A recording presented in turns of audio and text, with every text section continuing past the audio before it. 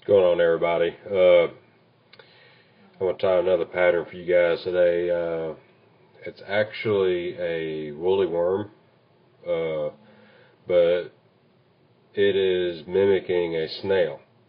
And when I get through, I'll show you why it mimics a snail when it's wet, of course. But the recipe is posted on the video description, so check that out for the materials list. And hope you enjoy it. Why would I tie a snail pattern? Well, in the Spring River in Arkansas, there's a lot of snails, and I've actually caught a 27-inch rainbow, and so obviously I love this pattern for that. So I'm gonna put some lead wraps on here.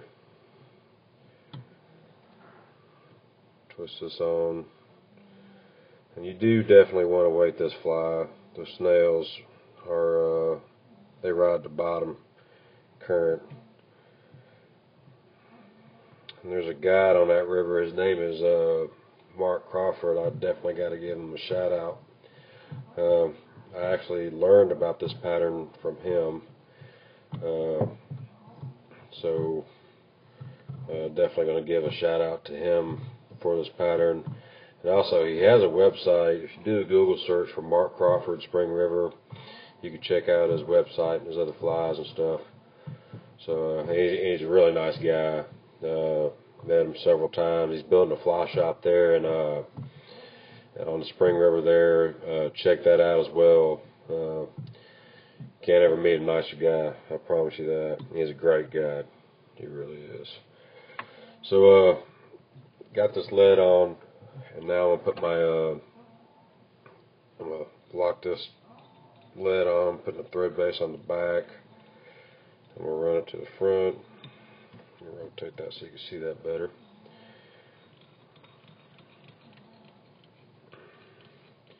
And this fly is dead drifted. You fish it just like a nymph. And it's not too bad of a tie. Then get your hackle. This is just a olive woolly booger type hackle that I'm using. I'm gonna make me a little tail. And the length, and the way I'm doing that is I'm pulling this back, okay, and then I leave a little tail right there, about the length of the shaft there, okay, and then I'm gonna press this on like so. Go loose wrap, couple loose wraps, and I'm gonna tie it in pretty tight. Now, just like on woolly boogers, I like that thread when I drop it to line up with that barb. I line everything up to that. Okay, now I'm going to fold this back. Okay.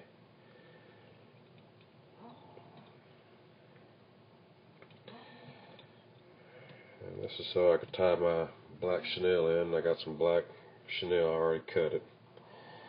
Tied several of these already today. Tie that in. It's a pretty easy pattern to tie. Again, down to that barb. I'm going to work my way up. Now, if you don't have a rotary vise, don't worry about it. Just do this by hand. It's not hard doing it by hand. Just simply do it like that. It's not a big deal. I have a rotary vise, so I just use it. And then I put 3 wraps on that. And then I put a couple of locking wraps on the front. Now I'm going to cut this off. Okay. Now I'm going to palmer this. Okay. And I just let it follow the groove naturally. And makes life convenient when you let it do that.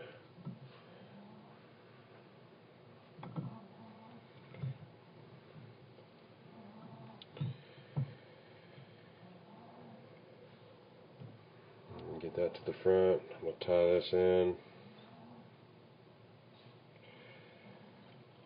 3 wraps, and bring this all to the front. Shoot a couple wraps on that. And I'm going to whip finish it. Looks nothing like a snail, does it? When Mark Crawford handed this to me and said this snail pattern, I thought the same thing. Alright, now that's the fly. Check it out. When this fly is wet, okay, all these hackles lay back. And it looks like those snails that's in that river. And like I said, I've got a 27-inch trout with this pattern back in January of this year. And then the next weekend I caught a 26-inch rainbow on another pattern, which is what I'm going to tie for you guys next. So check that out. But there it is, the woolly worm, aka snail pattern. Hope you guys enjoy that. Tight fly lines, and hope it works out for you guys. Have a good day. Thanks.